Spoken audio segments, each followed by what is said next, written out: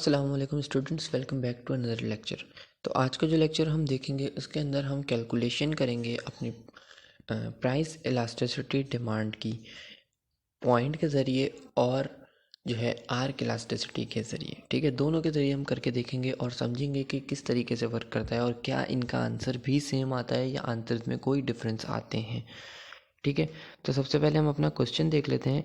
हमें सबसे पहले पता कैसे चलेगा कि हमारा कौन सा क्वेश्चन है, क्योंकि प्राइस तो हमारे पास प्राइस इलास्टिसिटी में भी थी और क्रॉस प्राइस इलास्टिसिटी में भी थी।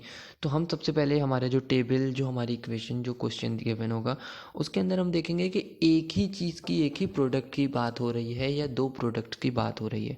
तो यहाँ पे अगर हम देखें तो प्राइस एक्स की बात हो रही है, एक प्रोडक्ट हो गया पी एक्स, एक्स एक प्रोडक्ट हो गया। दूसरा हमारे पास क्वांटिटी ऑफ एक्स ही गिवन है। ठीक है, तो इससे हम अंदाज़ा लगाएंगे कि ये प्राइस इलास्टिसिटी की बात कर रहे हैं। अगर यहाँ पे क्वांटिटी ऑफ वाई गिवन होता तो हम समझ जाते कि फिर हमारे पास ये क्रॉस प्राइस इलास्टिसिटी की बात चल रही है।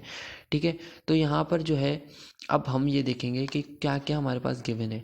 सबसे पहले हमें एक प्राइस गिवन है $3। ठीक है, पहले हमारे पास गिवन है, यानी कि पिछली हमारे पास $3 है और उसके ऊपर डिमांड कितनी है, 4 यूनिट जो है हम डिमांड कर रहे हैं।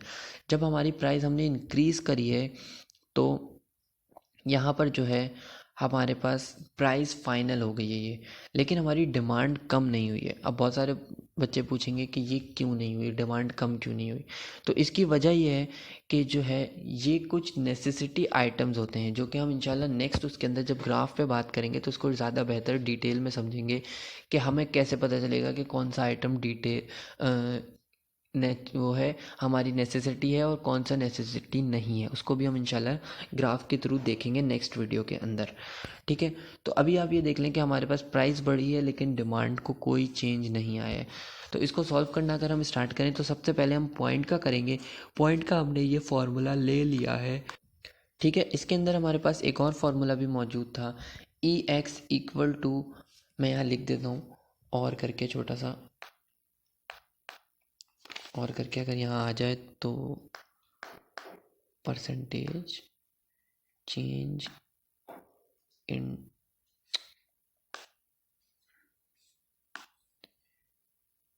Okay, percentage change in quantity demand x, ठीक है, divide by percentage change in price x.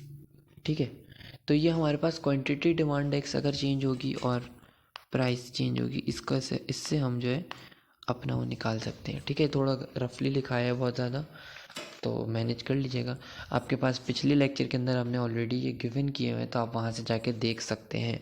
ठीक है, तो इसको सॉल्व करना स्टार्ट करते हैं हम। यहाँ पर ये हमारे पास फार्मूला हम जो यूज़ कर रहे हैं वो ये वाला फार्मूला यहाँ पर यूज़ कर रहे हैं। अगर आप दूसरे से भी करेंगे तब भी कोई इशू नहीं, आपका आंसर सेम ही आएगा। ठीक है, तो यहाँ पर हम देख लेते हैं हमारे पास जो प्राइस है, price initial, price final, quantity initial, quantity final. ठीक है, तो इसको जो है आप इस तरीके से पेंसिल से, जैसे मैंने लिखा हुआ है यहाँ टेबल पे, इस तरीके से आप लिख सकते हैं। उसके बाद आप सॉल्व करना शुरू करेंगे। तो यहाँ पे हमें सबसे पहले चाहिए क्वांटिटी फाइनल। तो क्वांटिटी फाइनल हमारे पास 4 आ रही है, क्वांटिटी फाइनल हमने 4 लिख दी। उसके बाद क्वांटिटी इनिशियल, माइनस का साइन लगाने के बाद क्वांटिटी इनिशियल ये रही, क्वांटिटी इनिशियल भी लिख दी। नेक्स्ट हमारे पास नीचे आ रही है डिवाइड के साइन के बाद प्राइस फाइनल। प्राइस फाइनल हमारे पास $6 आ रही है, तो $6 हमने लिख ली।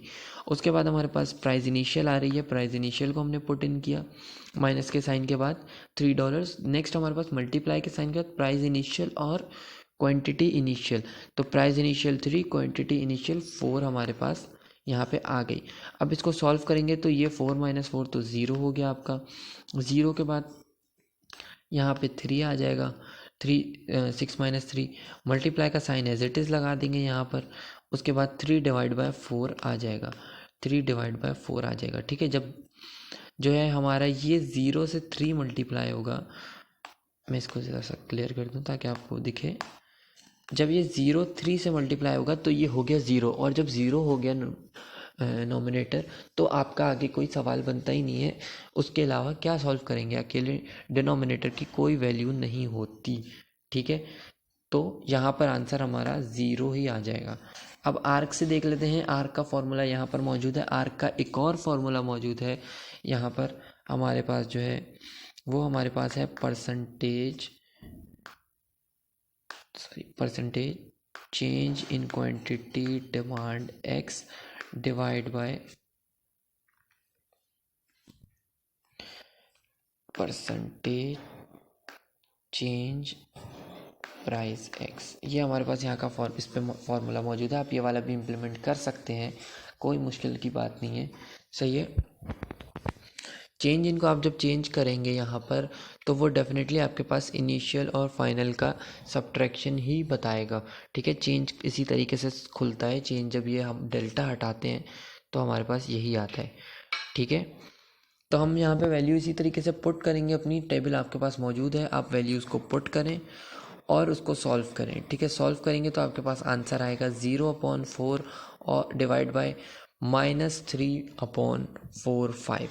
ठीक है, इसको जब आप मल्टीप्लाई नहीं, इसको डिवाइड हो रहा है ये, तो यहाँ पर न्यूमरेटर यानी कि हमारे पास कुछ इस तरीके की इक्वेशन यहाँ बन रही है। मैं आपको अगर सही तरीके से थोड़ा लिख के दिखा सकूँ।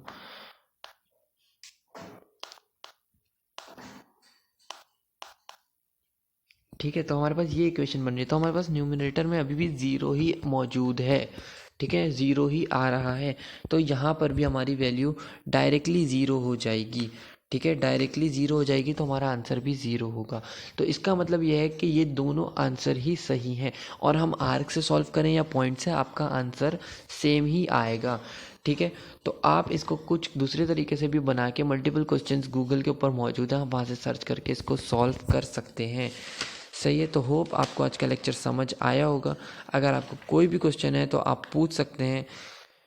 अब मिलते हैं नेक्स्ट लेक्चर में, जब तक अपना बहुत ही ख्याल रखिएगा। अल्लाह हाफिज़, फ़ी अमानिल्लाह।